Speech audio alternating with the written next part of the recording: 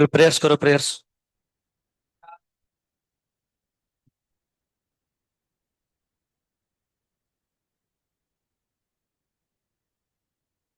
नमो विष्णुपदाय कृष्णपृष्ठा श्रीमते भक्ति वेदांत इनते नामिने नमस्ते शते देवे गौरवाणी प्रचारिणे निर्विशेष शून्यवादी पाश्चात्य देशतारिणे नमो महावदन्याय प्रदायते कृष्णाय कृष्ण चैतन्य ने गौरद्भिषे नमः। हे कृष्णा करुणा सिंधु दीनबंधु जगतपते गोपेशा गोपिका कांत कांत नमस्तुते तप्त कांचन गौरांगी राधे वृंदावनेश्वरी वृषभानुसुत देवी प्रणमामि हरिप्रिये। श्री कृष्ण चैतन्य प्रभु नित्यानंद श्री अद्वैत गदाधर श्रीवासादि गौर भक्त वृंद। हरे कृष्णा कृष्ण कृष्ण हरे हरे हरे राम राम राम हरे हरे। क्या पढ़ते लास्ट क्लास में? आज कोई नया बच्चा है क्या? कौन गया? अच्छा हाँ, आपके साथ जो दोस्त रहता है। ठीक है, पिटाई करेंगे उसको। याद करवा दो कल। और माताओं में नहीं ना, सब ऑल प्रेजेंट ना? हरा भरा लग रहा है क्लास। कभी कभी मरे हुए जैसे लगता है डेजर्ट। क्या पढ़े थे लास्ट क्लास में? सृष्टि कल नहीं थी ना शायद मुझे। पाइप किधर गया रे? ये जो भी है, पर घर क्यों गए थे आप? अच्छा, घर में प्रॉब्लम है? Body problem? हेल्थ खराब है? कब ठीक होगा हेल्थ? कौन डर? तू कल थी क्लास में? ए, देखो रे, कोई कोई बोल नहीं रहे, वही तो मैं सोच रहा हूँ। कितना हर बात। अभी बीमार है क्या? एक काम करो, बॉडी छोड़ दो आप लोग। लफड़ा ही खत्म। ना रहेगा शरीर, ना होगा बीमारी। हाँ बस। वही तो मतलब वो क्या है ना कि आप ऐसे मतलब भगवान का नाम जप करके शरीर छोड़ दो बस। खाना पीना सब छोड़ दो बस। समाधि? आंख बंद करने से आपको वो क्या यूट्यूब का लड़का डांस दिखेगा और कुछ नहीं दिखेगा आप लोग। क्या पढ़े तो था? रेडिएशन का पढ़े? रेडिएशन पढ़ रहे थे? रेडिएशन। अच्छा, तो हम लोग कल कुछ चीजों के बारे में बात किए थे। एक होता है रेडिएशन, मतलब मान चलो एक ऑब्जेक्ट है। हम लोग कौन सा रेडिएशन पढ़ेंगे? थर्मल रेडिएशन ना। लाइट भी एक रेडिएशन नहीं है? रेडिएशन है। लाइट भी एक रेडिएशन है, तो हम उस रेडिएशन के बारे में नहीं पढ़ रहे। Light radiation, thermal radiation, electromagnetic waves radiation, बहुत अलग अलग प्रकार रेडिएशन है। फिलहाल के जो हम रेडिएशन पढ़ने वाले हैं वो किसके बारे में पढ़ने वाले हैं? सिर्फ टेम्परेचर की वजह से। किसकी वजह से? टेम्परेचर जो रेडिएशन, उसको हम बोले थर्मल रेडिएशन है, उसके बारे में हम लोग पढ़ने वाले हैं। ठीक है चलिए। अब हमने देखे थे कि मान चलो एक ऑब्जेक्ट है हमारे पास, इस ऑब्जेक्ट के पास मान लो कुछ ये वाला रेडिएशन, कौन सा रेडिएशन है? इंसिडेंट रेडिएशन होता है। कौन सा रेडिएशन है? इंसिडेंट। इसमें से क्या होगा? कुछ क्या हो जाएगा? रिफ्लेक्ट हो जाएगा, उसको क्या बोलते हैं? Alpha P. कुछ क्या होगा? एब्जॉर्ब होगा, इसको क्या बोलेंगे? Beta P. और कुछ क्या होगा? ट्रांसमिट हो जाएंगे। ट्रांसमिट मतलब आर पार हो जाएगा, उसको क्या बोलते हैं? Gamma P. जहां पर क्या अल्फा को क्या बोलते हैं हम लोग? रिफ्लेक्टिविटी। बीटा को क्या बोलेंगे? गैमा। अच्छा, कंडीशन क्या होना चाहिए? Alpha plus beta plus gamma कितना होना चाहिए? वन होना चाहिए। तो अल्फा बीटा गामा सारे वन या फिर वन से छोटा होंगे। इसमें दो कंडीशन था। पहला वाला कौन सा था? बीबी। पहला वाला कौन सा था? बीबी। बीबी के लिए क्या हो रहा था? बीटा कितना आ रहा था? वन। ये सारे के सारे क्या करेगा? एब्जॉर्ब कर लेगा। अच्छा, तो अल्फा अल्फा और बीटा का वैल्यू, अल्फा और गामा का वैल्यू दोनों केस में कितना आएंगे? जीरो। सेकंड केस हम किसे ओपाक बॉडी पढ़े थे। ओपैक बॉडी मतलब आर पार कुछ ना दिखे। आर पार कुछ ना दिखे मतलब ट्रांसमिट कुछ ना हो। इसका मतलब गामा कितना बनेगा? जीरो। इसका मतलब अल्फा पर बीटा कितना आएगा? वन। पक्का? और क्या देखा था हमने उसके बाद?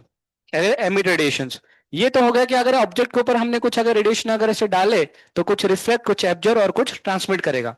परंतु ऐसे भी होता है कि मान चलो हमारे पास एक बॉडी है और खुद का अगर टेम्परेचर टी है, तो ये भी क्या करता है? ये भी कुछ आपका रेडिएशन एमिट करता है। हर एक जो बॉडी है वो कुछ ना कुछ तो एमिट करेगा।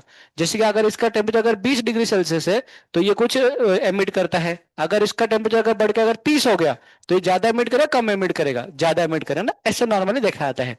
इसलिए हम अगर गर्म बॉडी के पास रहते हैं हमें थोड़ा सा क्या होता है, हमें गर्मी लगता है, क्योंकि वो ज्यादा रेडिएशन क्या करता है, एमिट करता है ना। सिंपल सी बात है। चलिए आगे लिखिए प्रीफोस्ट थ्योरी। तो इसी के ऊपर एक साइंटिस्ट है जिन्होंने, प्रीवोस्ट बोल के साइंटिस्ट है, उन्होंने एक थ्योरी दी है। वो थ्योरी क्या है उसके बारे में बात करते हैं, प्रीवोस्ट थ्योरी।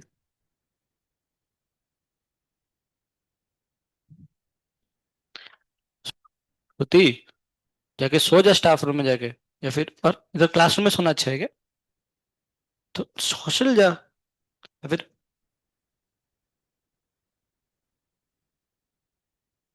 हॉस्ट, नहीं मतलब स्टाफ रूम में चल, स्टाफ रूम में चले जाओ, सो जाओ स्टाफ रूम में, क्लासरूम तो ना सोना होता है। अरे फिर सो गई, क्लासरूम में स्टाफ रूम में चले जाओ। नहीं तो गर्ल्स कॉमन रूम पता है, इधर हमारे गर्ल्स कॉमन रूम भी है। नहीं है क्या? ठीक है। लिखो लिखो। All bodies absorb as well as emit radiation at all temperature. All bodies absorb, आप, मैं कल बता रहा था, सेशन में बता रहा था कि हमें लाइफ में स्ट्रगल होने के बाद भी हमें क्या करना चाहिए, उसको जूझना चाहिए। तो आप, मतलब सिर दर्द कर रहा है फिर भी लिखो, जो होगा देखा जाएगा। सर मैं जाने का सोच रहा हूँ, आ रहा लिखने के लिए बोल रहे हैं। ठीक है जा जा। All bodies absorb as well as emit radiations. All bodies absorb as well as emit radiation at all temperature, ये पहला point. All bodies absorb as well as emit, emit मतलब छोड़ता है ना, रेडिएशन एट ऑल टेम्परेचर, पहला point. Next point लिखो। Rate of emission of radiation,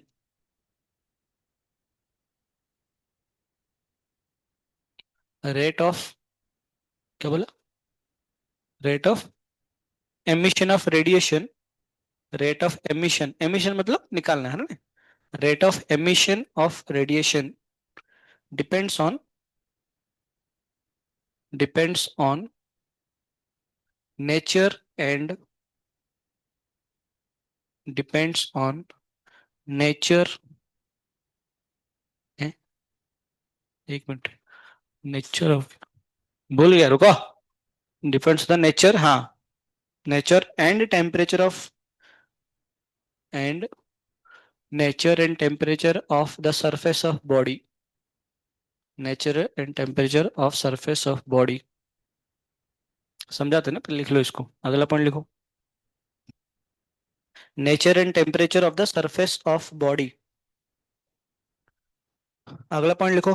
rate of absorbing radiation, rate of absorbing radiations,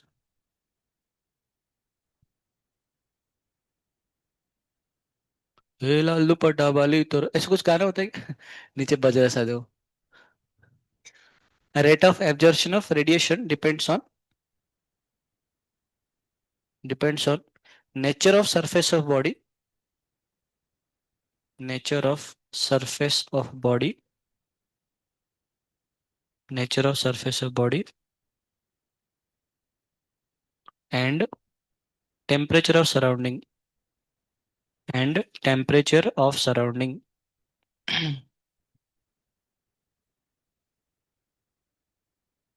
ठीक है। हाँ ये तीन पॉइंट्स था। तो पहला पॉइंट क्या था, वो बोला था कि कोई भी बॉडी किसी भी टेम्परेचर में हो वो क्या करेगा, रेडिएशन एमिट करेगा। ये पहला पॉइंट था, ऑब्वियस वाला बात है। सिर्फ कौन सा टेम्परेचर में नहीं करेगा, जीरो केल्विन में। जीरो केल्विन होना संभव नहीं है, कल मैं बता रहा था ना। जीरो केल्विन होने का मतलब क्या हुआ, इलेक्ट्रॉन्स न्यूक्लियस के चाहे तो भी नहीं घूमेंगे, ये संभव ही नहीं है वो चीजें, है ना नहीं। इसलिए हर एक टेम्परेचर, कुछ ना कुछ तो टेम्परेचर होगा, और वो टेम्परेचर में हर एक बॉडी क्या करेगा, कुछ ना कुछ तो रेडिएट करेगा, ऑब्वियस वाला बात है ना नहीं। अच्छा, अभी, अच्छा हाँ, सिर्फ एमिट नहीं करेगा, वो एब्जॉर्ब भी करेगा हर एक टेम्परेचर में, है ना। बॉडी एब्जॉर्ब भी करेगा और एमिट भी करेगा, दूसरा पॉइंट। अच्छा ठीक है, उसने एब्जॉर्ब भी करेगा एमिट भी करेगा। एमिट किसके ऊपर डिपेंड करेगा और एब्जॉर्ब किसके ऊपर डिपेंड करेगा, ये सवाल भी उठता नहीं उठता है। मतलब बिल्कुल सही बात है, पर कितना एमिट करेगा कितना एब्जॉर्ब करेगा उससे डिपेंड करेगा।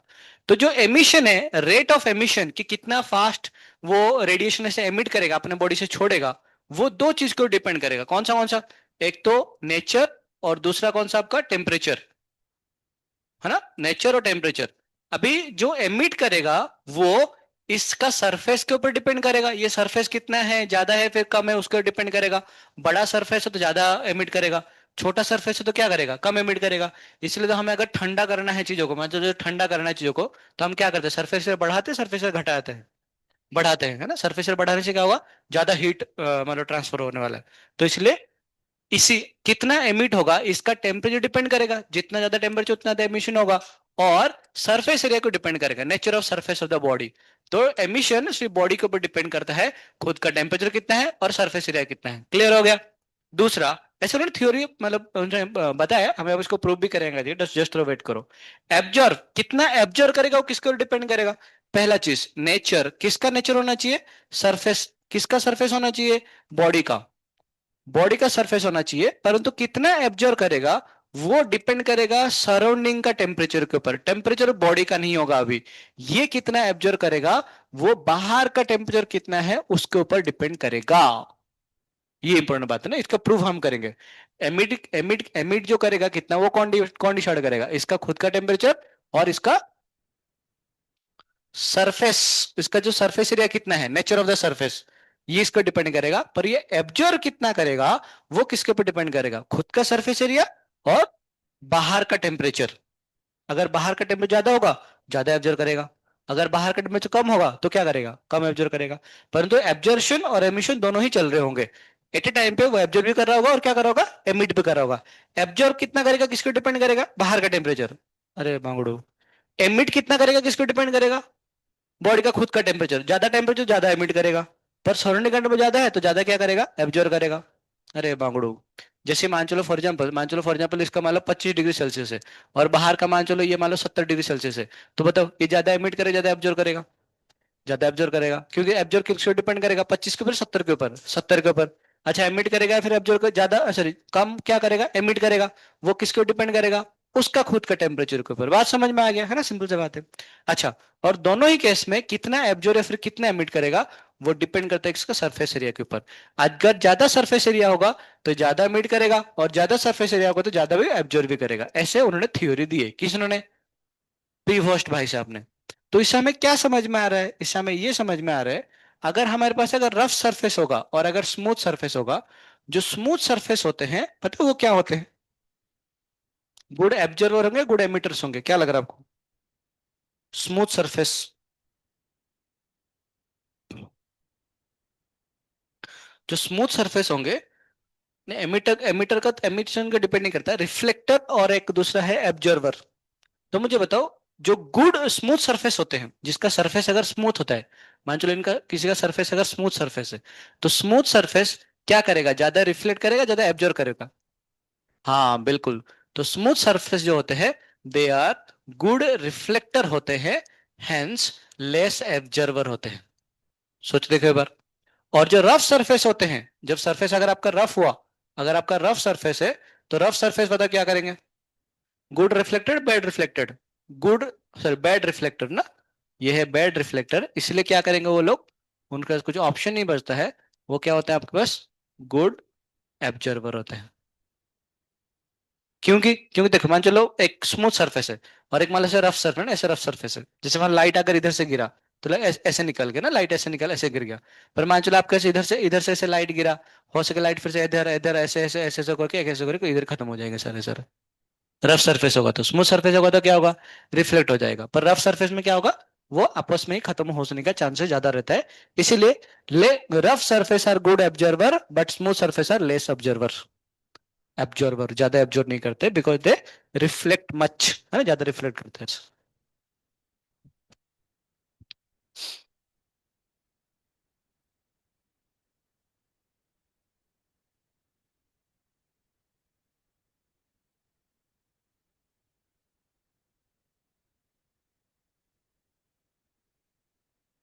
हम्म। अब देखो, जैसे कि मान चलो मैं अब जस्ट आपको बता रहा था, जैसे कि मान चलो फॉर एग्जांपल हमारे पास एक ऑब्जेक्ट को हमने क्या रखे, ये मान लो एक ऑब्जेक्ट है और इस ऑब्जेक्ट को हमने सराउंडिंग में रखे। This is the object, this is the body temperature of, ये टेम्परेचर बॉडी है, और ये आपका सराउंडिंग है, this is temperature of surrounding है। तो मुझे बताओ, अगर मान चलो temperature of surrounding is greater than temperature of body है, इसका मतलब rate of absorption and rate of emission कौन बड़ा होगा। हाँ क्यों, क्योंकि टीएस बड़ा है, तो ये क्या है, ज्यादा वो हीट को क्या करेगा, एब्जॉर्ब करेगा। तो इस केस में क्या बनेगा, जो rate of absorption, rate of absorption will be greater than क्या होगा, रेट ऑफ एमिशन होगा। उसी प्रकार के अगर मान चलो आपके पास टी बी अगर छोटा होगा टी एस से, इसका मतलब क्या होगा, टी बी छोटा है।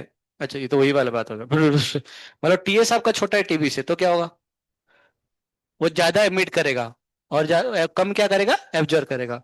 तो रेट ऑफ, क्योंकि सरफेस एरिया दोनों तो सेम ही आएगा, rate of absorption, rate of absorption will be less than rate of emission होगा, ये होगा। अच्छा, अब बताओ, मान चलो टीबी टीएस और टीबी दोनों बराबर है, तो क्या होगा, कुछ नहीं होगा, नहीं कुछ कुछ होगा।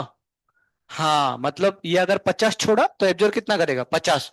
ऐसे नहीं कि दोनों इक्विलिब्रियम में है तो दोनों में रेडिएशन नहीं होंगे, नहीं नहीं नहीं, हर टाइम पर एमिट भी कर रहा होगा और क्या कर रहा होगा, एब्जॉर्ब भी कर रहा होगा। अच्छा इस केस में देखो, जब टीएस ज्यादा था, उसने लिया ज्यादा और दिया कम, तो टेम्परेचर बढ़ेगा फिर टेम्परेचर घटेगा बॉडी का। टीएस बड़ा है, सराउंडिंग टेम्परेचर ज्यादा है, तो ज्यादा लेगा या फिर ज्यादा देगा, ज्यादा लेगा, ज्यादा लेने से ज्यादा टेम्परेचर बढ़ेगा टेम्परेचर घटेगा। इसका मतलब this signifies temperature of body will क्या होगा, इंक्रीज। अच्छा इस केस में क्या होगा, सराउंडिंग कम टेम्परेचर में है, बॉडी टेम्परेचर ज्यादा है, तो ज्यादा देगा ज्यादा लेगा, ज्यादा देगा ज्यादा देगा मतलब क्या होगा, टेम्परेचर घट जाएगा। ऑब्वियस वाला बात है, हमारा अंडरस्टैंडिंग भी है कि अगर मतलब सराउंडिंग का टेम्परेचर अगर ज्यादा है तो हम क्या करते हैं, उधर से हीट लेते हैं। अगर सराउंडिंग का टेम्परेचर कम है तो हम क्या करते हैं, हीट देते हैं वापस उसको। सिंपल है, कॉमन सेंस है ना ऐसे। तो इस केस में कितना बनेगा, दिस टीबी विल डिक्रीज। इस केस में क्या होगा, क्योंकि rate of absorption will be equal to rate of emission, तो उसमें temperature of body no change, body में टेम्परेचर कुछ चेंज नहीं होगा। सिंपल सा बात है, अगर बॉडी का टेम्परेचर कम होगा, सराउंडिंग का टेम्परेचर ज्यादा होगा, तो क्या होगा, वो ज्यादा हीट को एब्जॉर्ब करेगा और उसका टेम्परेचर क्या होगा, बढ़ जाएगा। ऐसे बेवकूफ जैसे क्यों दिख रही तू मुझे।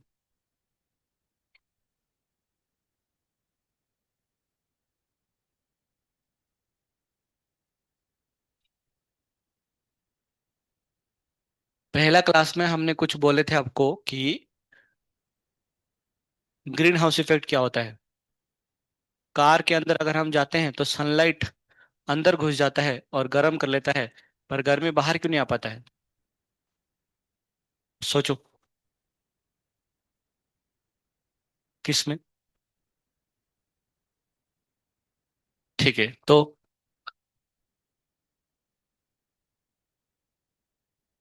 अंदर घुस गया हीट, बाहर क्यों नहीं आ पाया, ज्यादा होता है। अच्छा मतलब आप अगर गाड़ी के अंदर होगे तो सनडे में ज्यादा होता है, ये गाड़ी के अंदर ज्यादा हीट होता है। हाँ बोलिए बोलिए बोलिए बोलिए, हम भी सुनना चाहते हैं। स- सही बात है, ऑब्जर्व कर लिया।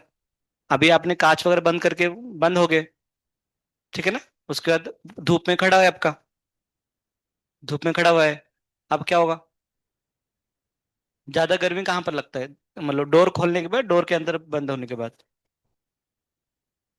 नहीं नहीं, कैसे का, तब तो आप तो बोलो ना कि इस कार का कम टेम्परेचर आएगा बोल के, ज्यादा गर्मी आएंगे ना, तो हीट बाहर जाना चाहिए नहीं चाहिए, जाता है क्या, हमें तो ज्यादा और गर्मी लगता है। बोलिए बोलिए, लिखो ये पॉइंट लिखो, हाँ ये लिख लो, उसके बाद पॉइंट लिखो।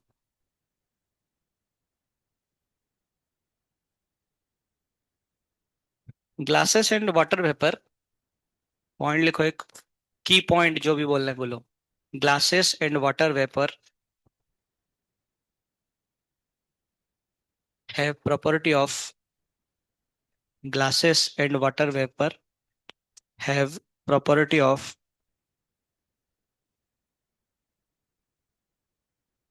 glasses and water vapor have property of transmitting shorter wavelength, transmitting shorter wavelength, while glasses and water vapor have property of transmitting shorter wavelength, shorter मतलब SHORT ना, short, short, transmitting shorter wavelength while reflecting larger one, while reflecting larger one। समझते हैं क्या बोल रहे हैं? अच्छा आपको पता है, आपने केमिस्ट्री में कहीं तो पढ़े होंगे E equal to h nu, E equal to h nu. नहीं ना, अच्छा ठीक, कोई बात सुनो। फ्रीक्वेंसी नाम सुने, फ्रीक्वेंसी, और एक है वेवलेंथ, नाम तो सुने होगा ना, क्योंकि this chapter is suppose to study after SHM and waves, तो थोड़ा बहुत बस जान के होना चाहिए ना। अभी आप नहीं जानते तो कुछ नहीं कर सकते, बस जान के रखो। सुनो अभी मैं क्या बोल रहा हूँ ना, एक रिलेशन ध्यान सुनो। जो स्पीड ऑफ लाइट होता है क्या होता है, वो क्या कितना होता है, सी को बताया ना, सी, इसका वैल्यू कितना होता है, 3 × 10⁸ सही बात है। दिस इक्वल टू कितना होता है ना, लैम्बडा इंटू होता है न्यू होता है। क्या होता है, लैम्बडा मतलब क्या होता है, वेवलेंथ, न्यू मतलब क्या होता है, फ्रीक्वेंसी, सही ना। मतलब frequency into wavelength equal to कितना होता है आपके पास, वेव का स्पीड होता है। अभी जैसे हमारे जो लाइट्स होते हैं, लाइट्स ऐसे से मूव करते हैं, ऐसे वेव से मूव करते हैं ऐसे, और मान लो ऐसे से तो ज्यादा फ्रीक्वेंसी कहां पर है, इसमें ज्यादा फ्रीक्वेंसी है ना। देखो मतलब बहुत फास्ट साइकिल, बहुत जल्दी कंप्लीट कर ले रहा है ऐसे, इसमें क्या, इसमें आराम से कंप्लीट कर रहा है। तो इसका फ्रीक्वेंसी, फ्रीक्वेंसी को एफ दिखाते हैं या फिर न्यू दिखाते हैं, जो भी देखो। तो फ्रीक्वेंसी या फिर न्यू, इस केस में क्या होता है, इस केस में फ्रीक्वेंसी या फिर न्यू क्या होता है, कम होता है, इस केस में फ्रीक्वेंसी तो ज्यादा होता है। सही बात है। ये होता है फ्रीक्वेंसी। जैसे मान लो मैं बोल रहा हूँ तो मेरा फ्रीक्वेंसी फास्ट है स्लो है,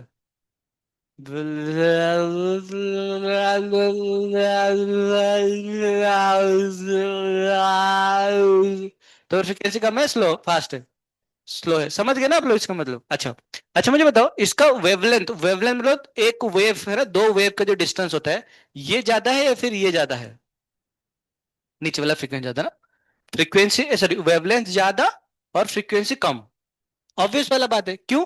क्योंकि स्पीड जो होता है वो तो कांस्टेंट होने वाला है, लाइट की स्पीड से ज्यादा स्पीड तो कोई जा भी नहीं सकता है वैसे भी। तो इसीलिए क्या होगा, जिसका लैम्बडा ज्यादा हो, जिसका लैम्बडा कम होगा उसका फ्रीक्वेंसी ज्यादा होता है, और जिनका लैम्बडा ज्यादा होता है उनका फ्रीक्वेंसी कम होता है। ये बात समझ गए आप लोगों को, है ना? अरे हाँ बोलो, जोर से बोलो। अच्छा ये बात सही है। अच्छा और एक चीज क्या है ना, एक फॉर्मूला जिसको बोलते हैं E equal to h nu, हम मॉडर्न फिजिक्स पढ़ेंगे कि जिसका फ्रीक्वेंसी ज्यादा होता है उसका एनर्जी ज्यादा होता है। क्या मैंने क्या बोला, बोलो बोलो आप बोलो, सोचो देखो बोलने के लिए जितना कितना मेहनत लग रहा है,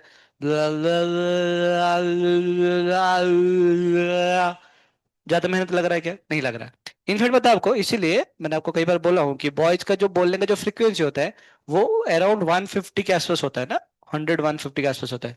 जो लड़कियों का जो बोलने का फ्रीक्वेंसी होता है, गला का जो फ्रीक्वेंसी होता है, वो फ्रीक्वेंसी 200 के आसपास होता है।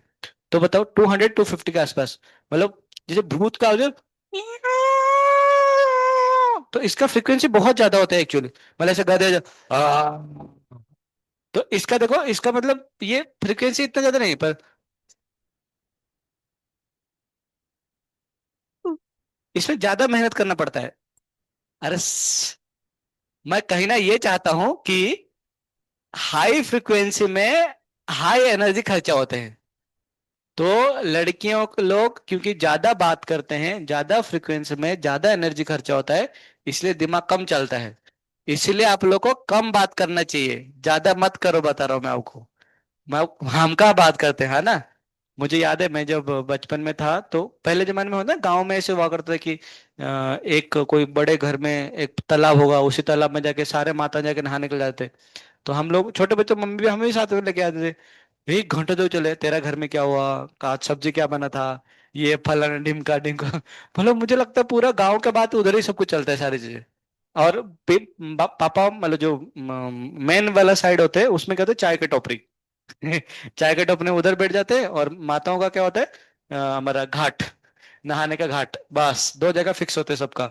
एक रात को आ जाएंगे, शाम के टाइम आ जाएंगे, चाय का एक एक दुकान तो होता है चाय का हर जगह पे। तो उसे पूरा ऐसे माहौल बैठा होगा पूरा पूरा से पूरा। तो वो unnecessary don't should not waste time while talking, क्योंकि उसमें ज्यादा एनर्जी खर्चा होता है। जैसे 4-5 क्लास लेने के बाद तो ऐसा लगता है कि आज तो बस, आज तो मैं मर ही जाऊंगा पूरा पूरा। तो ज्यादा एनर्जी इसलिए खर्चा होता है जैसे कि मान लो इवन एक लड़का भी ना एक लड़की के टोन में बोल सकता है। कई बार बोलते हैं ना, ये आप सुन रहे हैं मैं आपको क्या बोल रहा हूँ। तो इसमें क्या होता है मतलब आप सिर्फ फ्रीक्वेंसी बढ़ा दो ना, फ्रीक्वेंसी बढ़ा दो, तो आपका आवाज कैसे बन जाएगा लड़का जैसे। मैं चलो लड़की है भी लड़का है तो समझ रहा है मैं तेरे को क्या बोल रहा हूँ तो कौन सा मतलब गधे से आवाज निकालता है ना लड़कों का, वैसे वाला आवाज निकलता है एक्चुअली कई बार। और जो सुरीला आवाज निकालता है ना, जैसे हम बोलते हरे कृष्णा हरे कृष्णा, तो इसमें क्या होता है ना कि कई बार फ्रीक्वेंसी जितना हाई होता है ना, उनका गला इतना सुर होता है, अच्छा सुर होता है एक्चुअली, पर उसमें एनर्जी बहुत ज्यादा खर्चा होता है एक्चुअली। मुद्दे की बात यह है, फ्रीक्वेंसी बढ़ने से एनर्जी बढ़ता है, मतलब हाई एनर्जी मतलब हाई फ्रीक्वेंसी। समझ में आ गया आपको क्या? ठीक है। अब होता क्या है ना, जो ग्लासेस होते हैं, समझे, जैसे मान चलो फॉर एग्जाम्पल हमारे पास जो सन है ना, सन है, तो सन से क्या निकलते हैं, रेज निकलते हैं, सन रेज। अब सन का टेम्परेचर कितना होता है, 6000 केल्विन के आसपास होता है। सच में होता है 6000 केल्विन के आसपास। तो सन का टेम्परेचर 6000 केल्विन होने की वजह से उसका बॉडी से जो रेडिएशंस निकलते हैं वो हाई फ्रीक्वेंसी वाला निकलेगा या लो फ्रीक्वेंसी वाला निकलेगा? हाई फ्रीक्वेंसी वाला निकलेगा पक्का। अच्छा मान लो फिलहाल मान लो मेरा बॉडी में ना, मेरा बॉडी मान लो मेरा बॉडी का टेम्परेचर कितना भी होगा, 37 डिग्री सेल्सियस, है ना, इतना, या फिर केल्विन में लिखेंगे तो फिर भी कितना होगा, 302 केल्विन के आसपास होगा ऐसे। तो मेरा बॉडी का टेम्परेचर कितना है, 302 केल्विन के आसपास। तो मेरा बॉडी से जो वेवलेंथ निकल रहे हैं या फिर जो फ्रीक्वेंसी का जो रेडिएशन निकल रहे होंगे, वो कम फ्रीक्वेंसी के होंगे, ज्यादा फ्रीक्वेंसी होंगे, कम फ्रीक्वेंसी के होंगे। वो लोग कम एनर्जी प्रोड्यूस के होंगे, ज्यादा एनर्जी प्रोड्यूस के होंगे, कम एनर्जी प्रोड्यूस। अरे थोड़ा बोलो ना लाइक हो, कम एनर्जी प्रोड्यूस कराऊंगा ना। अच्छा, उनका वेवलेंथ कम होगा ज्यादा होगा, ज्यादा होगा ना, ज्यादा होगा। इनफैक्ट हम जब ये एच न्यू को लिखते हैं ना, एच न्यू को ऐसे लिख सकते हैं, एच सी अपन लामड़ा भी लिखते हैं, का है, क्योंकि मैंने बोल रहा था सी इक्वल टू कितना बनेगा, न्यू लामड़ा होता है ना, लामड़ा न्यू होता है। तो न्यू के जगह में कितना आएगा, सी अपन लैम्बडा। तो हमने सी अपन लैम्बडा पुट कर दिया, ऐसे बन जाता है ना, कई बार ये आता है, देखेंगे आपको आगे जाके फॉर्मूला वगैरह में। खैर, तो जिसका एनर्जी ज्यादा उसका लैम्बडा कितना होगा, कम होगा, और जिसका लैम्बडा ज्यादा उसका एनर्जी क्या होगा, कम होगा। तो सन से जो रेज आ रहे हैं उनका फ्रिक्वेंसी, और मेरा बॉडी से जो रेडिएशंस निकल रहे हैं उनका फ्रिक्वेंसी में ज्यादा फ्रिक्वेंसी किसका होगा, सन रेज का। क्यों? क्योंकि उनमें एनर्जी ज्यादा है पक्का। अब ग्लास, ग्लास का क्या प्रॉपर्टी होता है ना, देखो, ग्लास का जैसे मान लो ये आपका ग्लास है ना, ये आपका ग्लास है। ग्लास का प्रॉपर्टी क्या है ना, जो आपका बहुत ही छोटे छोटे जो फ्रीक्वेंसी है ना, मतलब ज्यादा फ्रीक्वेंसी का वेवलेंथ को वो ट्रांसमिट कर लेता है। ये ग्लास का प्रॉपर्टी होता है। ऐसे क्यों होता है वो हम मॉडर्न फिजिक्स पढ़ेंगे, टेंशन मत लो, है ना। और जो बड़े बड़े जो वेवलेंथ का ऐसे आता है ना, इनको बोलते हैं बट, तो निकल इधर से, बड़े बड़े वेवलेंथ का, ठीक है ना। अब हुआ क्या, हमारे पास मान लो ये कार का ऐसे डोर है, ठीक है ना, ये मान लो कार का डोर है, कहा विंडो सीट, क्या बोलते हैं इसको, क्या बोलते हैं, बस सनरूफ नहीं डाला है को, वो कार, हाँ मतलब कार है, कार का वो सामने पार्ट को क्या बोलते हैं, हाँ क्या बोलते हैं, विंडो शील्ड ना, विंडशील्ड, हाँ विंडशील्ड, वही मुझे याद नहीं आ रहा ना लाइक है, विंडशील्ड। अब देखो होता क्या है ना, विंड मान लो इधर सूरज है ना, सूरज से विंडशील्ड से ऐसे रेडिएशन आए, रेडिएशन मतलब लाइट नहीं होते, रेडिएशन मतलब जो हीट गर्म करके लेके आ रहे, तो वो लोग आए, उनका फ्रिक्वेंसी ज्यादा होगा कम होगा, ज्यादा होगा।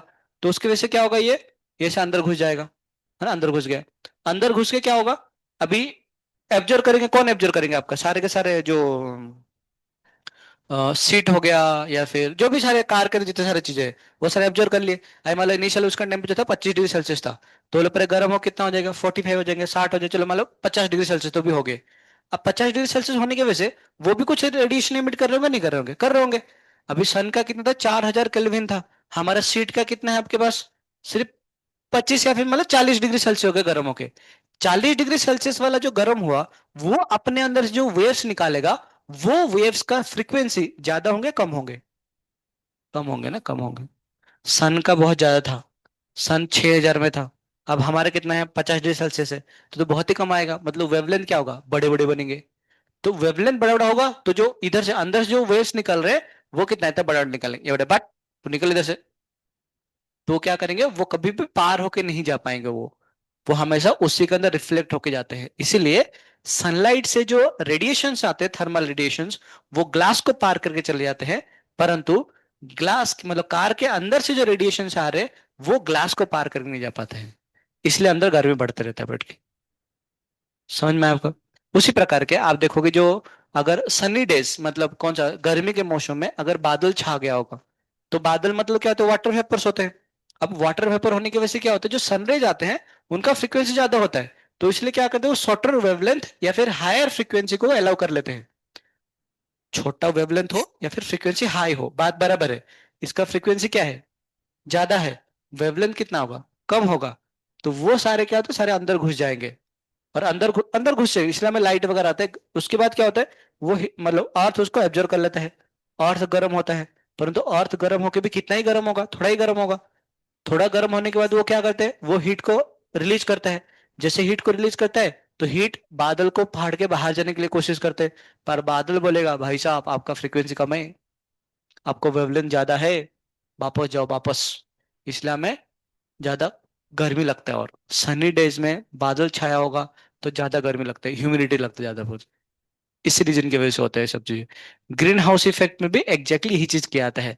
ग्रीन हाउस इफेक्ट में क्या करते हैं, ठंडी के जगह होता है ना, ठंडी जगह में तो वो क्या करते हैं, जो ग्रीन का जो ये डालते हैं ना, क्या बोलते हैं, शेडिंग जो डालते हैं ग्रीन कलर का, उससे क्या होता है हाई फ्रीक्वेंसी को अलाउ करता है, अंदर गर्म हो जाता है। गर्म होने के बाद इधर का जो ये जो फ्रीक्वेंसी जो भेजते हैं उनका फ्रीक्वेंसी बहुत कम होता है, इसलिए हीट ट्रैप हो जाते हैं, वो अंदर से बाहर नहीं जा पाते फिर से। यही रीजन होता है ये सब चीजें। समझ गए आप लोग? तो लिख लो एग्जाम्पल, जो दो तीन एग्जाम्पल दिया। इसका जो उसका पढ़ो वो जो स्टेटमेंट लिखा, अभी समझ में आया स्टेटमेंट क्या लिखा, इसलिए ऐसे जो होता है।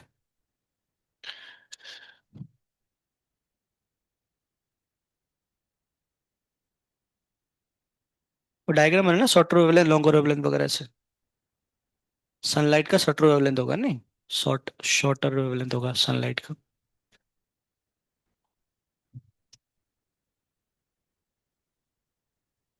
और कुछ टर्म्स लिखना है आपको आगे पढ़ने के पहले।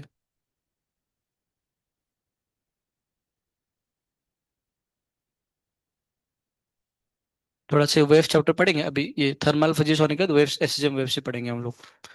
ट्वेल्थ उसके बाद स्टार्ट करेंगे। 11th के हो गया ना। ग्रेविटेशन तो इलस्ट्रेटिव पढ़ लेंगे, उसका नहीं इशू। तो ग्रेविटेशन तो बचेगा एसएसएम वेव्स होने के बाद। 11वीं खत्म। 12वीं में कुछ नहीं, 12वीं से तीन ही मॉड्यूल है बस, इलेक्ट्रोस्टैटिक्स एंड डायनेमिक्स से ऑप्टिक्स बचा, मॉडर्न फिजिक्स खत्म। इलेक्ट्रोस्टैटिक्स मैग्नेटिज्म के लिए थोड़ा सा दो तीन ये लगेगा, 2 महीने लगेंगे ऐसे, बोलता रहा हूँ 2 3 महीना नहीं इसके लगेगा। ऑप्टिक्स के लिए 1 1.5 महीने लगेगा, और मॉडर्न फिजिक्स के लिए 15 20 दिन, एक एक महीना। हाँ, बस मैकेनिक्स ही एक चीज होता है। अभी तो थर्मल फिजिक्स 2 चैप्टर बचे हैं, इसका खत्म हो जाएगा इस हफ्ते में। उसके बाद केटीजी तो एक एक हफ्ते 4 5 दिन का बात है केटीजी। थर्ड, हाँ, थर्ड इसके तरफ से 1 हफ्ता 1.5 हफ्ता लगेंगे, थर्मल फिजिक्स का मॉड्यूल खत्म हो जाएगा। तो एसएचएम वेव्स चलेगा वो भी एक। हाँ, अभी उनका केटीजी चल रहा होगा तो हीट ट्रांसफर नहीं होगा, तो फिर उनको उनका केटीजी थर्मा, उनका इलास्टिसिटी नहीं हुआ ना, उनका इलास्टिसिटी नहीं हुआ होगा ना। टेंशन मत लीजिए, आप आगे हैं लिखो लिखो लिखो, लिख लो एब्जॉर्बिटिव पावर, लिखो एब्जॉर्बिटिव पावर। अगला हेडिंग दो, एब्जॉर्बिटिव पावर। बढ़ाओ ना, बोल देना मुझे। हाँ, फिर से चेंज करवा लेना, वो क्लास के बाद मुझे बोल देना। एब्जॉर्बिटिव पावर लिखो, ये सारे डेफिनेशन आपको पता होना चाहिए। Absorptive power of a body is defined as, absorptive power of a body is defined as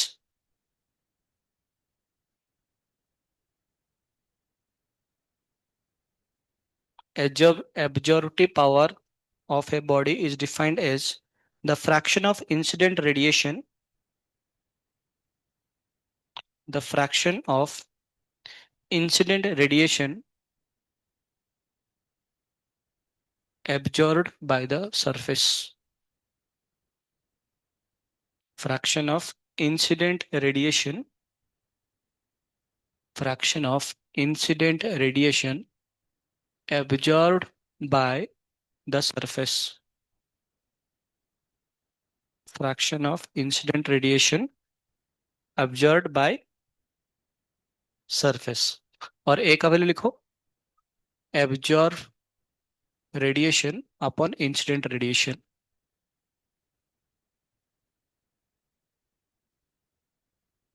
Upon incident radiation. मतलब क्या हुआ? ये एक ऑब्जेक्ट था, इसको आपने कुछ इंसिडेंट किए और इसने क्या करा, कितना एब्जॉर्ब किया, तो this absorbed upon incident is called absorptive power. ये तो कहीं पर सुना सुना लग रहा है ये चीज। अरे बांगड़ू, यही होता है वो बीटा, एब्जॉर्बिविटी। तो एब्जॉर्बिविटी को भी एब्जॉर्बिव पावर बोला जाता है।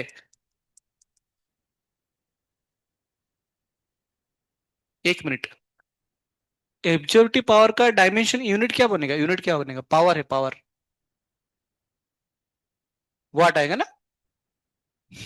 अबे बांगड़ू, रेडिएशन अपॉन रेडिएशन, वाट सॉरी क्या बोलने, यूनिटलेस बनेगा वो, नाम पे मत जाओ।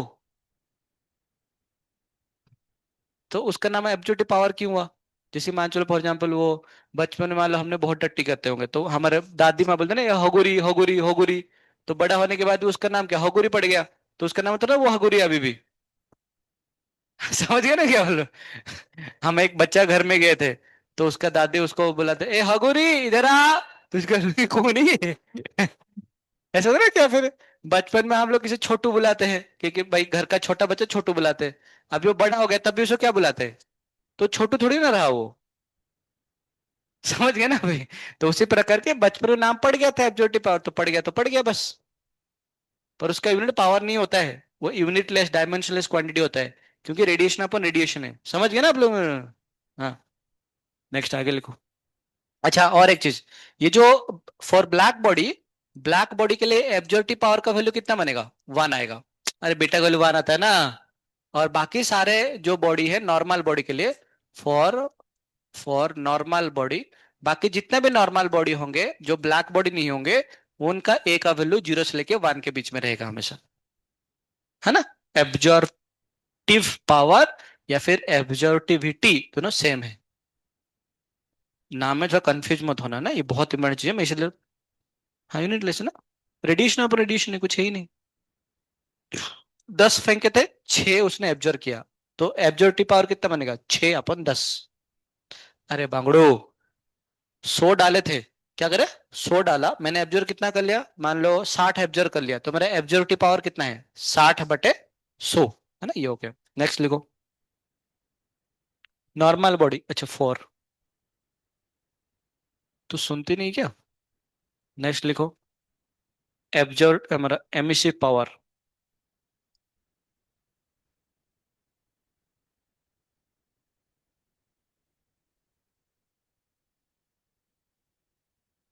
एमिसिव पावर को दिखाते ई से।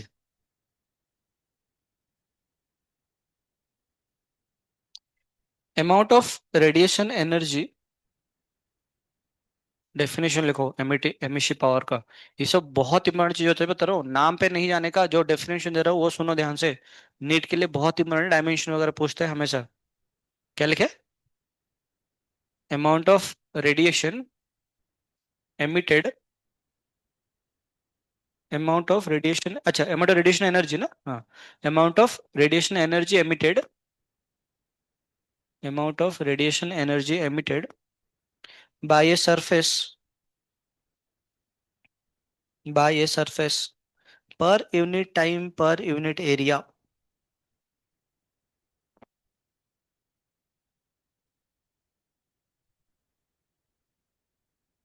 amount of radiation energy emitted by a surface per unit time per unit area is called emissive power. Is called emissive power.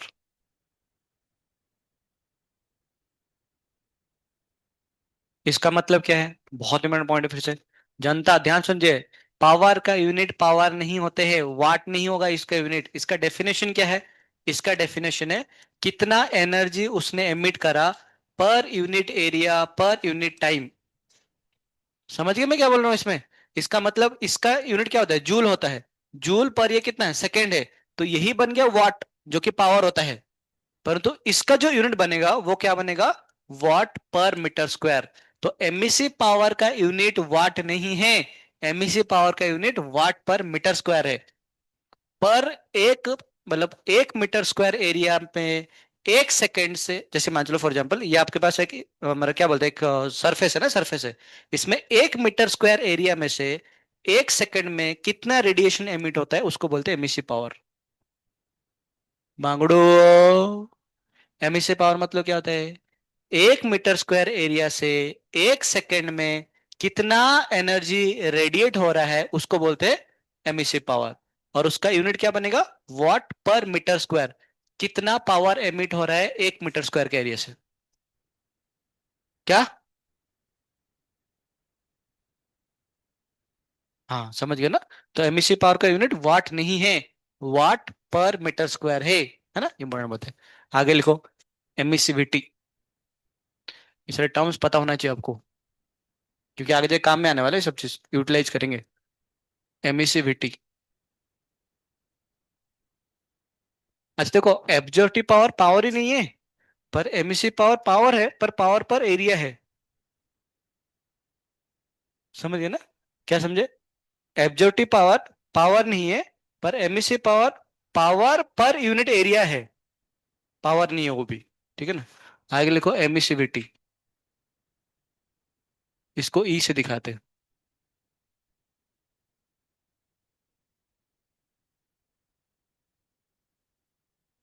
थोड़ा बहुत डायग्राम बनाना ताकि पता चले कि एरिया से निकल रहा है बोल के, है ना? लिखो। The emissivity of a surface, the emissivity of the surface, the emissivity, the emissivity of the surface of a body, the emissivity of the surface of a body is its effectiveness,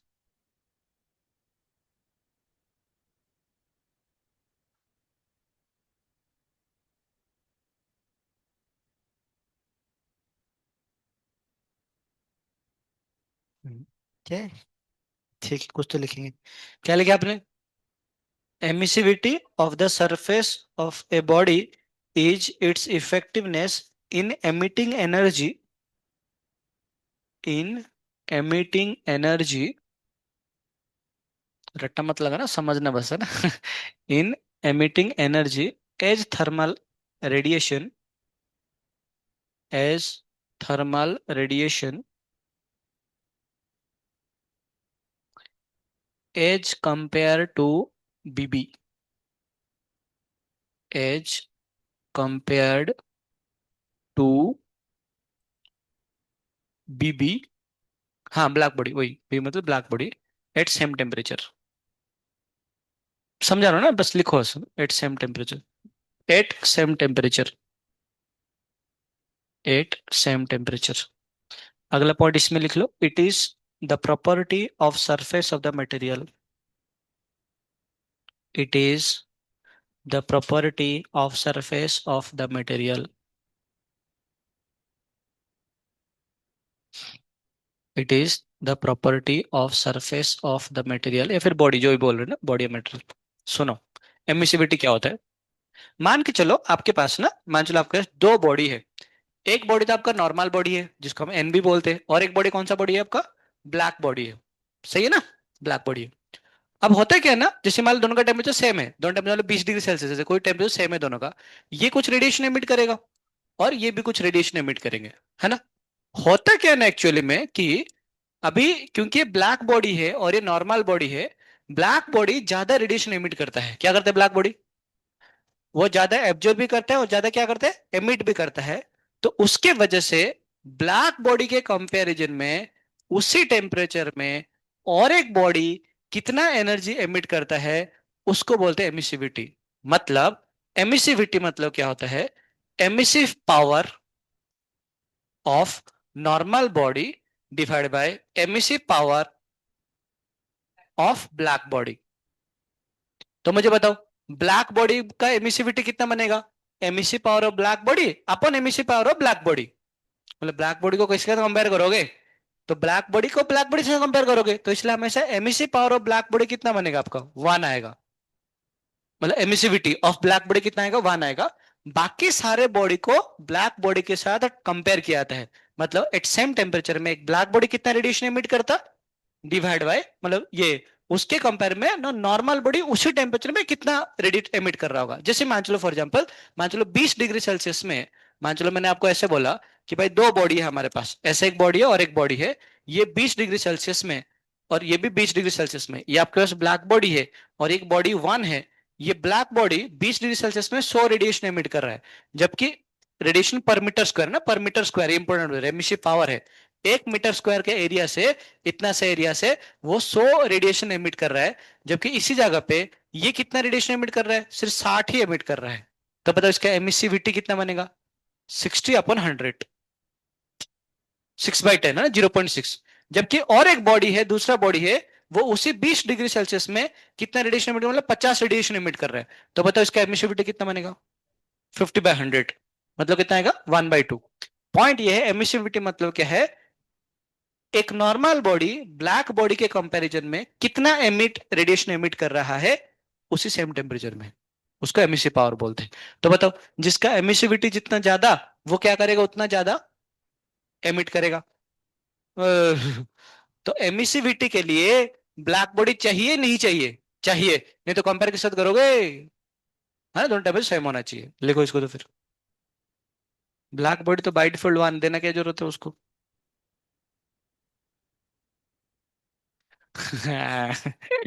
अच्छा मुझे बता, मान चलो ये 1000 दिया हुआ है और एक मैंने बोला कि इस और उसी बॉडी का एमिसिविटी 1/2 है, बताओ उसका एमिसिव पावर कितना होगा। हाँ ठीक है, मतलब उसका कोई जरूरत नहीं पड़ेगी, मैं वो बता रहा हूँ। मैं एग्जाम्पल के लिए बताया, जैसे मान लो ब्लैक बॉडी एक 1000 रेडिएशन मान लो एमिट कर रहा है, तो बताओ एक बॉडी जिसका एमिसिव पावर, सॉरी एमिसिविटी जिसका हाफ है, तो कितना रेडिएशन एमिट करेगा, 500, है ना। अगर ये 10,000 हुआ तो 5,000 ना, जिसका एमिसिविटी हाफ है। अभी ये तो मैं एग्जाम्पल के लिए दे रहा हूँ ना, वो तो डेफिनेटली डिपेंड करेगा इस टेम्परेचर पर। जैसे मान लो ये 30 डिग्री सेल्सियस में, 30 डिग्री सेल्सियस मतलब ये 5,000 का रेडिएशन एमिट करा, है ना। एमिसिव पावर इसका 5 है, जिसका एमिसिविटी हाफ है, वो कितना रेडिएशन एमिट करेगा उसी टेम्परेचर में 30 डिग्री सेल्सियस में, कितना करेगा।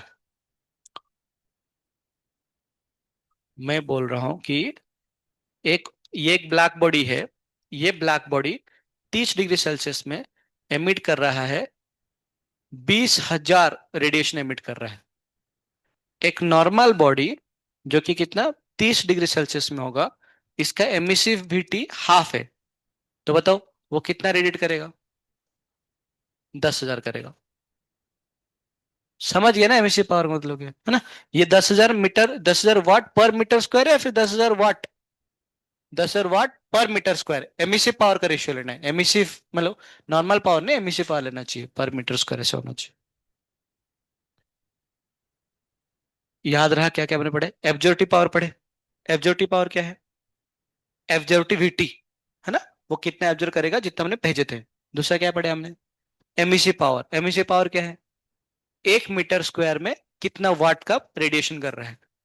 उसके बाद क्या पढ़े, एमिसिविटी, एमिसिविटी मतलब क्या है, ब्लैक बॉडी के कंपैरिजन में उसी टेम्परेचर में वही बॉडी कितना एमिट करेगा। पक्का। अच्छा, ये सब कुछ समझने के बाद एक साइंटिस्ट थे, दो साइंटिस्ट थे, उनका नाम है स्टीफन बोल्जमैन, क्या है उनका नाम। इन्होंने पहली बार ये सब कुछ ना ऐसे हवा हवा में बात करें ना, हवा हवा में, हमें क्वालिटी मतलब क्वांटिटी वाइज ऐसे न्यूमेरिकल चाहिए था। तो एक स्टीफन बोल्जमैन बोल के साइंटिस्ट थे, लिखो, Stefan Boltzmann law. Stefan Boltzmann law. इन्होंने पहली बार उसको क्वांटिफाई करे कि एक ऑब्जेक्ट कितना हीट रेडिएट करेगा।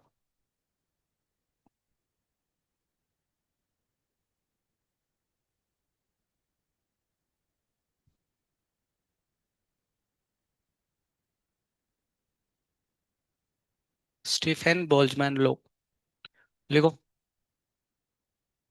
द उन्होंने क्या बोले, the emissive power of a BB, the emissive power of a black body,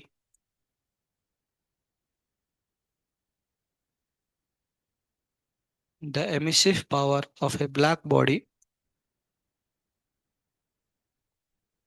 the emissive power of a black body from its surface, from its surface is directly proportional to,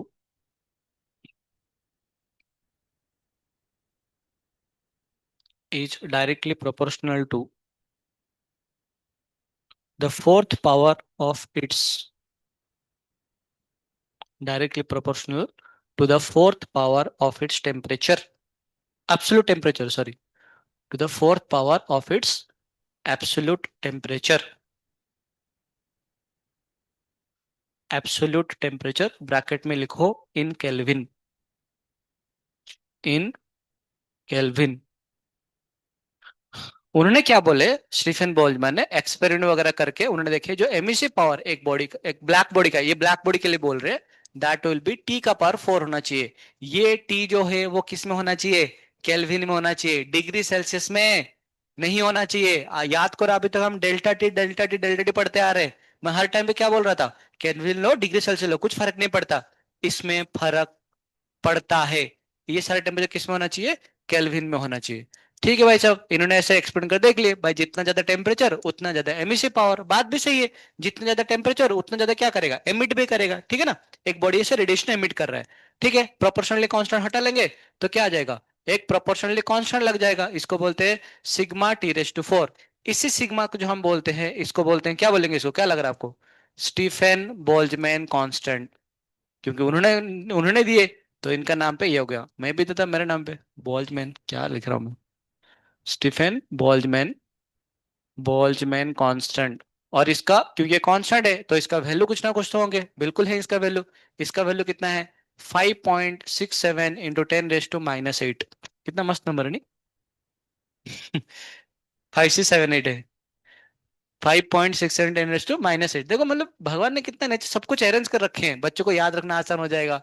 5.67 10⁻⁻8, आपको लग रहा था ये होना ही नहीं चाहिए था, ये नहीं होता हम जिंदा नहीं रहते ना, तो इसलिए तो भगवान ने हमें जिंदा करने के लिए सब कुछ रखे हैं। खैर छोड़िए, इसका यूनिट कौन बोल सकता है, यूनिट क्या कौन बोल सकता है, ये क्या होता है, वॉट पर मीटर स्क्वायर। और ये कितना बनेगा, केल्विन का पावर 4 है ना, डिवाइड हो तो कितना आएगा, वॉट पर मीटर स्क्वायर केल्विन का पावर 4। इसमें डिग्री सेल्सियस का पावर 4 नहीं लिखा जा सकता है, ध्यान में रखिएगा, है ना, वेरी वेरी इंपॉर्टेंट पॉइंट। अच्छा किसके लिए सिर्फ वैलिड है ये, ब्लैक बॉडी के लिए वैलिड है, ब्लैक बॉडी वैलिड है। अच्छा एक मिनट देख लो, एक मिनट देख लो, मुझे बताओ टेम्परेचर बढ़ने से क्या बढ़ेगा, सिग्मा क्या होगा, घटेगा बढ़ेगा,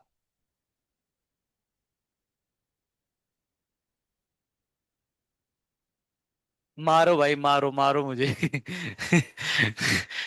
टेम्परेचर बढ़ने से क्या बढ़ेगा, आपका एमिसिव पावर बढ़ेगा ना, सिग्मा क्या होगा, कांस्टेंट, क्योंकि वो कांस्टेंट है ना, इसलिए तो उसको कांस्टेंट उसका वैल्यू भी लिख दिया मैंने यूनिवर्सल कांस्टेंट डाला है को। खैर छोड़िए। अच्छा मुझे बताओ, जितना द टेम्परेचर उतना द एमिसिव पावर, ठीक है ना। एमिसिव पावर क्या होता है, पावर अपन एरिया।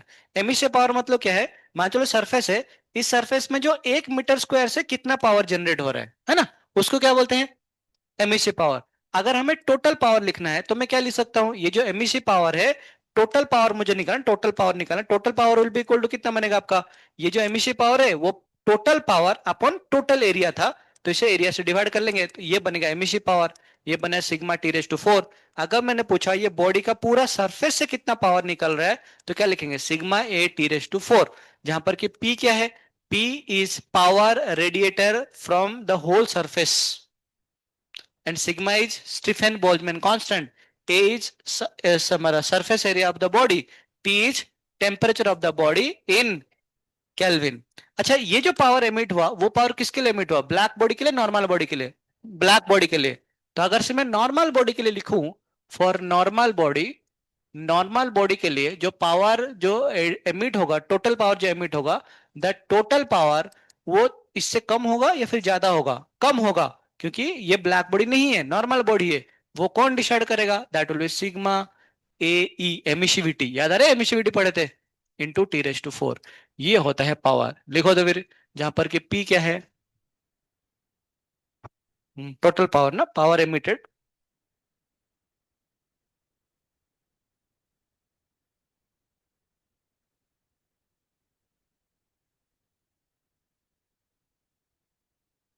पी है total power emitted by the body.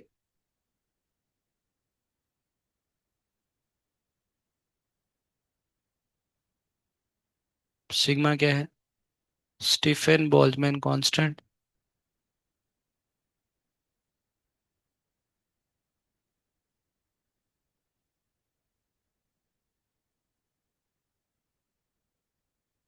ए क्या है, सरफेस एरिया बॉडी।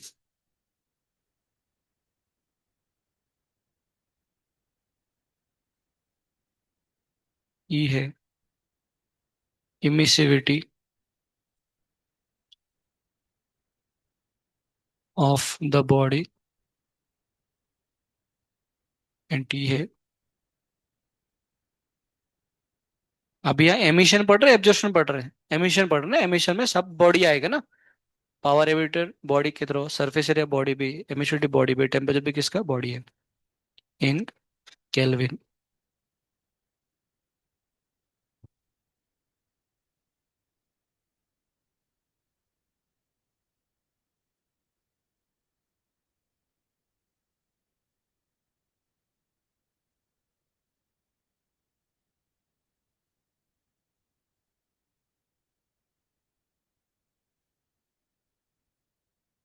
अच्छा बताओ, मैं टेम्परेचर को दुगना किया तो क्या हो जाएगा, टेम्परेचर अगर दुगना किया तो पावर कितना गुना हो जाएगा।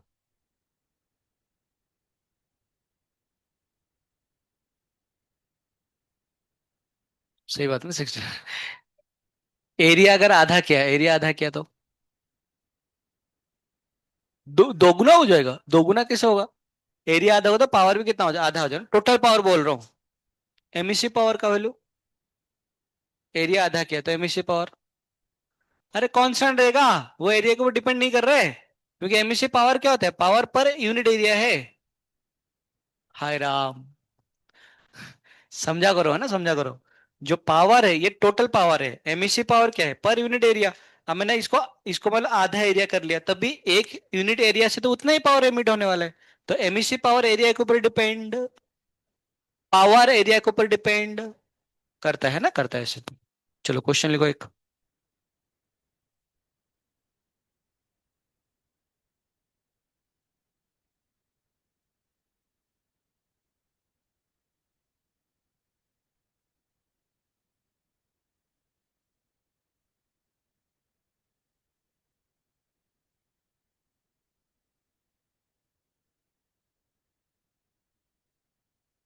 ए, a body, a body at temperature 27 degree Celsius,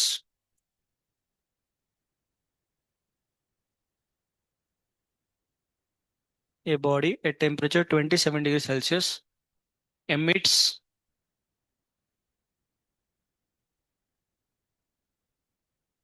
E radiation, E है ना, E रेडिएशन एमिट कर रहा है, capital E ready emit E radiations, ठीक है ना। इफ टेम्परेचर इज डबल्ड,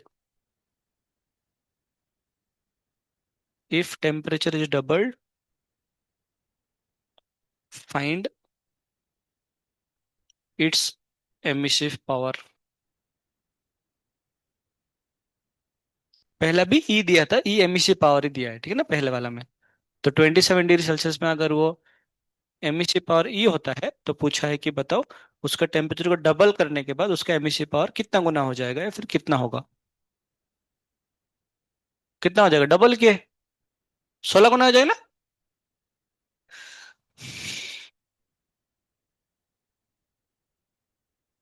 हाँ सही सही सोच रहे हैं। हाँ हाँ। नहीं नहीं, सुनो सुनो, इसमें टेम्परेचर किसमें दिया है? डिग्री सेल्सियस में दिया है, तो उसने पहले क्या बोला है, पहले का टेम्परेचर कितना है? इनिशियल टेम्परेचर कितना है? 27 डिग्री सेल्सियस है। इसको दुगना किया मतलब कितना किया आपने? 54 डिग्री सेल्सियस किए। केल्विन में थोड़ी ना दुगना किया आपने। तो इसका मतलब पहले का टेम्परेचर कितना है इसका? 300 केल्विन, 300 केल्विन है। अभी का टेम्परेचर कितना है आपका? 327 केल्विन आ रहा है। तो टेम्परेचर दुगना हुआ क्या? नहीं हुआ। अब एमिसिव पावर का फॉर्मूला क्या होता है? ये होता है sigma into T raise to four. तो इसमें भी एमिसिव पावर कितना बनेगा आपका? Sigma into T raise to four. तो इसमें ई का बोल तो ई दिया हुआ है, सिग्मा सिग्मा आ जाएगा। ये कितना आएगा? 300 का पावर फोर आ जाएगा। अच्छा, इसका ई को ई डैश मान लो, है ना, जो नया वाला ई जो टेम्परेचर डबल किए, वो कितना बनेगा? सिग्मा इंटू, ये बनेगा 327 का पावर कितना आएगा? फोर आएगा। आप दोनों को डिवाइड कर लो। E dash upon E, E dash upon E will be sigma से कैंसिल हो जाएगा। 327 अपन आएगा 300 का पावर फोर आएगा ना, ये आ जाएगा। तो अभी ई डैश का वैल्यू कितना बनेगा? That will be equal to 327 अपन आएगा 300 का पावर फोर इंटू कितना बनेगा? ई। समझ गए ना? तो ध्यान देना, डिग्री सेल्सियस में दिया है फिर केल्विन में दिया है। बोल दिया गया 2020 डबल कर दिया, लफड़ा हो गया -5। तो ध्यान से बस, है ना। ये आ गया आपका आंसर।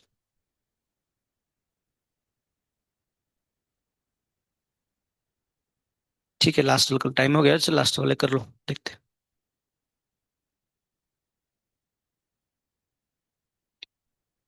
ए ब्लैक बॉडी, अच्छा हाँ लिख लो इसको।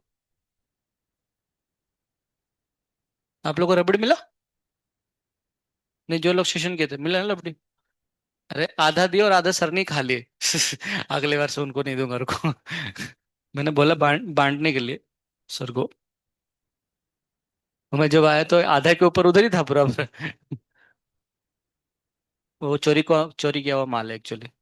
मतलब वो कल बैकअप करने के लिए गया था रात को 10 बजे। भगवान को रात में रबड़ी लगता है, रबड़ी सोने के पहले। हाँ हाँ, रोज खिलाते। मतलब डिपेंड करता है जो बनाते हैं, मतलब 3 कटोरा इतना बड़ा बड़ा लगता है ऐसे। रबड़ी मतलब अच्छा सा करीबन 2 लीटर 2-3 लीटर का तो होगा, 2-3 लीटर का खीर को मारने के बाद जितना रबड़ी हो गए।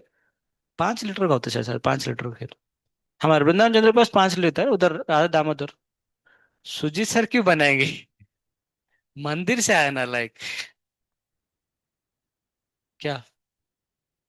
नहीं नहीं, अरे बनाने के लिए कुक अलग है, नाले। सुजी सर क्यों बनाएंगे बैठ के? तो उसमें कल मेरा बैकअप था। बैकअप मतलब भगवान खाना खाने के बाद, मतलब इधर मुझे अल्टर के अंदर जाने के लिए इतने चांसेस नहीं मिलते, पर इधर भगवान का वो प्लेट धोना वगैरह वो सब कुछ मैं करता हूँ। तो कल बुलाए थे तो मैं गया और रबड़ी देखा, बहुत बड़ा भर भर का रबड़ी था, मैंने उठा लिया पूरा। एक्चुअली एक ही पैकेट मतलब एक्चुअली मेरे पास पैकेट नहीं था एक्चुअली, और एक पैकेट लेके जाना चाहिए था बस। तो ज्यादा लेके आ जाता। खैर छोड़िए, क्या ही कर सकते बताओ, भगवान नहीं चाहते। नहीं नहीं, ऐसे नहीं होता है। वो ऐसे मतलब ऐसे अलाउ नहीं करते ना एक्चुअली में। मतलब आइडियली कैसे होता है ना। क्या क्या? वो तो मंदिर वाला डिसाइड करते हैं ना। मंदिर में बहुत सारे लोग होते हैं ना, एक थोड़ा ना। वह कॉपी बंद